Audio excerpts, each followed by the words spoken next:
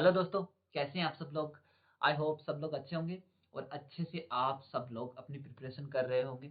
So welcome to academy for UGC NET. और आज हम पढ़ने वाले हैं टाइप्स ऑफ रिसर्च पार्ट 1। देखिए, टाइप ऑफ रिसर्च जो है काफ़ी लंबा टॉपिक है। उस पर हम 2-3 क्लासें करेंगे।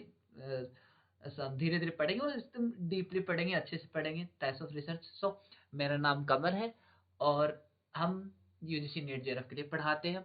अगर आप हमारा चैनल ज्वाइन करना चाहते हैं, टेलीग्राम चैनल ज्वाइन करना चाहते हैं, तो मैं लिंक डाल दूंगा, आप ज्वाइन कर सकते हैं। चलिए ठीक है।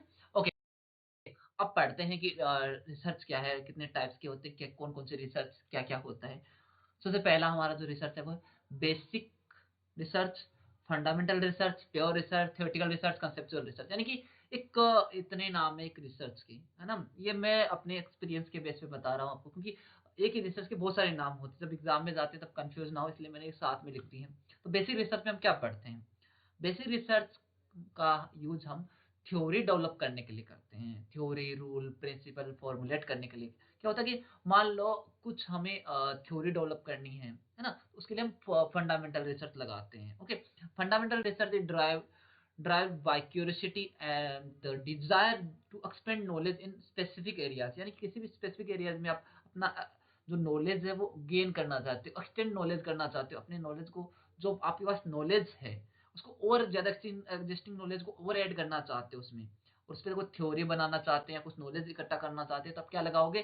प्योर थ्योरेटिकल या बेसिक रिसर्च आप कर सकते हो। ओके, यहाँ पर प्रैक्टिकल नहीं होता है। ओके, बेसिक रिसर्च में ओनली आपको एक थ्योरी बनाते हो, ओनली फॉर कि आप एक नॉलेज नॉलेज में कुछ ऐड करते हो, स्पेसिफिक प्रॉब्लम को कॉमन बनाते हैं। कॉमन यानी जनरलाइज करना। और थ्योरी का सबसे कॉमन जो कैरेक्टरिस्टिक है वो ये है कि आप किसी भी थ्योरी अगर आप फॉर्मुलेट कर रहे हैं तो उसे जनरलाइज करना पड़ेगा। जनरलाइज का मतलब ये होता है कि कोई भी थ्योरी अगर मैं यहाँ अप्लीकेबल कर रहा हूँ, मान लो कि इंडिया में वो थ्योरी अगर लग रही है, तो वो थ्योरी ऑस्ट्रेलिया में भी अप्लाई होनी चाहिए, वो थ्योरी आपकी अमेरिका में भी अप्लाई होनी चाहिए, कहीं भी हम देखो तो जनरलाइज होनी चाहिए। तो ये होता है आपका फंडामेंटल रिसर्च। ओके, के बाद आता है अप्लाइड रिसर्च। जो हमने फंडामेंटल रिसर्च में हमने जो थ्योरी बनाई थी, जो नॉलेज हमें मिला था एग्जिस्टिंग नॉलेज में, तो एडिशन किया था हमने, उस नॉलेज को यहाँ अप्लाई करना होता है। अप्लाइड मतलब जो हम हमारी प्रॉब्लम है, जो हम किसी भी इश्यूज को, कोई इंपेरिकल रिसर्च जैसे कि कुछ है, उसको प्रैक्टिकली यहाँ अप्लाई करते हैं। कोई थ्योरी उसे प्रैक्टिकली अप्लाई करते हैं, है ना। ओके, जैसे मान लो लॉ ऑफ ग्रेविटी को एक थ्योरी बनी है, उसको अप्लाई करना है कहाँ पर? आपके सोशल साइंस जैसे करते हैं वैसे ही हम अप्लाई करते हैं। ओके, सो इसमें क्या होता है आपका कि अप्लाइंग द कंसेप्ट। ओके, किसी भी कंसेप्ट को अप्लाई करना। स्पेसिफिक प्रॉब्लम ओरिएंटेड होता है, कोई इशू हो गया, उस पर थ्योरी बनी हुई है, उस थ्योरी को स्टडी करके हम उस प्रॉब्लम को सॉल्व करते हैं, यानी यह प्रॉब्लम सॉल्विंग भी होता है। इसके बाद पॉलिसी फॉर्मुलेटिंग, यानी कि अपने कुछ थ्योरी वगैरह, कुछ नॉलेज वगैरह इकट्ठा किया, उस थ्योरी को फिर हम उस थ्योरी से या कुछ उस नॉलेज से हम क्या पॉलिसी बनाने का काम करते हैं, और पॉलिसी को क्या करते हैं? प्रैक्टिकली अप्लाई करते हैं सोसाइटी में। अपोजिट टू बेसिक रिसर्च, जैसे कि मैंने कहा बेसिक रिसर्च में प्रैक्टिकली नहीं होता। बेसिक रिसर्च में हम प्रैक्टिकलिटी नहीं ला सकते, बेसिक रिसर्च में हम क्या नहीं कर सकते हैं? अप्लाई नहीं कर सकते हैं। तो इसमें क्या होता है? ये अपोजिट है उसके। ओके, इसके बाद 6 पे फॉर्मल अप्लीकेशन। हम यहाँ सिर्फ अप्लाई करते हैं, यहाँ नॉलेज इकट्ठा नहीं करते, नॉलेज जो है हमारे पास या जो हमारी थ्योरी है उसको अप्लाई करते हैं। जो बेसिक रिसर्च में थ्योरी बनाते हैं उस नॉलेज को यहाँ अप्लाई किया जाता है। यहाँ मैंने सिंपल वर्ड में भी यहाँ लिख दिया है। ओके, तो मैंने यहाँ एक चित्र भी बना दिया। चित्र मीन्स की जो भी डायग्राम वगैरह दे दिए कि आप यहाँ देख लीजिए कि कैसे किसी भी आइडियाज को हम प्रैक्टिकली कैसे अप्लाई करते हैं। ओके, इस आइडिया मिला, उस आइडिया को हम प्रैक्टिकली कैसे अप्लाई करते हैं। ओके, इसके बाद आपका आता है एक्शन रिसर्च।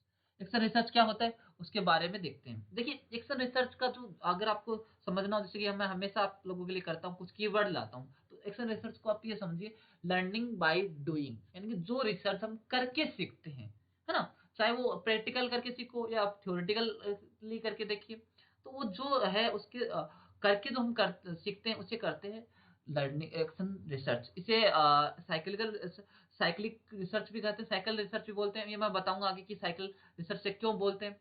इसे दिया था कर्ट लेविस ने, है ना, कर्ट लेविस ने दिया था।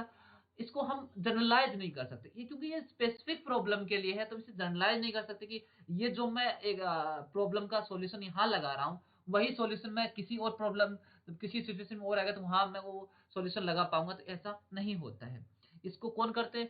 प्रैक्टिशनर। प्रैक्टिशनर का सिंपल अगर one, a person actively engaged is in art, कोई आर्ट कर रहा है, बार बार प्रैक्टिस कर रहा है, discipline.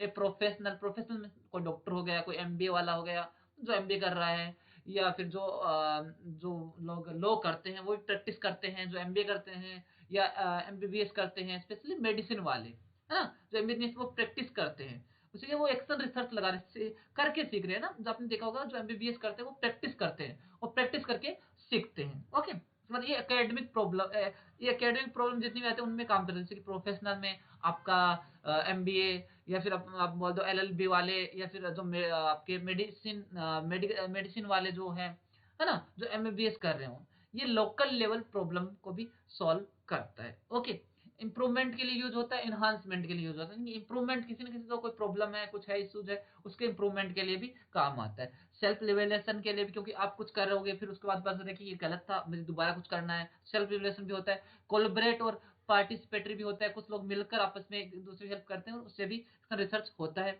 Action research is a identify the problem, the solve the problem, यानी कि एक्शन रिसर्च में पहले प्रॉब्लम को आइडेंटिफाई करते हैं, फिर उसके बाद उसको सॉल्व करते हैं। एक्शन रिसर्च में देखिए एक सूत्र होता है, सूत्र में फॉर्मूला है कि PAOR, plan act observe reflect, यानी देखिए plan, plan act, okay, observe reflect, यानी पहले हम क्या करेंगे? प्लान करेंगे, प्लान करेंगे कुछ भी, अगर किसी प्रॉब्लम को या सॉल्यूशन को, इशू को अगर हमें सोल्व करना है तो पहले प्लान बनाएंगे, उसके बाद एक्ट करेंगे, उस पर काम करेंगे, फिर उसके बाद उसको ऑब्जर्व करेंगे कि हमने जो काम किया है क्या वो सही है, उसके बाद उसको रिफ्लेक्ट करेंगे कि क्या, हाँ, अगर वो ऑब्जर्व करेंगे कि हाँ हुआ कि नहीं हुआ, है ना, उसको ऑब्जर्व करेंगे हम काम कैसे कर रहे हैं, उसके बाद रिफ्लेक्ट करेंगे कि हाँ हमने जो किया फाइनली वो प्रॉब्लम सॉल्व हुई कि नहीं हुई। जब तक वो प्रॉब्लम सॉल्व नहीं होती है तब तक वही चलता रहा, plan act observe reflect, plan act observe reflect, plan act observe reflect. Okay, और सबसे इंपॉर्टेंट बात मैं बता दूं आपको, जो अप्लाइड रिसर्च है वो हो बड़ा है, और जो उसी का एक पार्ट है एक्शन रिसर्च। अप्लाइड रिसर्च बड़ा है, प्रैक्टिकलिटी वाला, और जो एक्शन रिसर्च है वो उसी का पार्ट। ओके, इसके बाद आता है आपका quantitative and qualitative. Qualitative and quantitative research क्या होता है, क्वांटिटेटिव रिसर्च क्या है, क्वालिटेटिव रिसर्च क्या है? देखिए, हम पहले हम क्वालिटेटिव रिसर्च की बात करते हैं, साथ साथ में हम क्वांटिटेटिव की बात करते हैं। तो क्वालिटेटिव क्या होता है? Word people feel and think, non numerical data जैसे image, recording, feelings, emotion, honesty पे अगर आप कर रहे हो। और क्वांटिटेटिव में क्या होता है? Numerical data, statistics, logical data, यानी लाइक सेंसेस वगैरह जो होते हैं, सर्वे जो जिससे किया जाता है।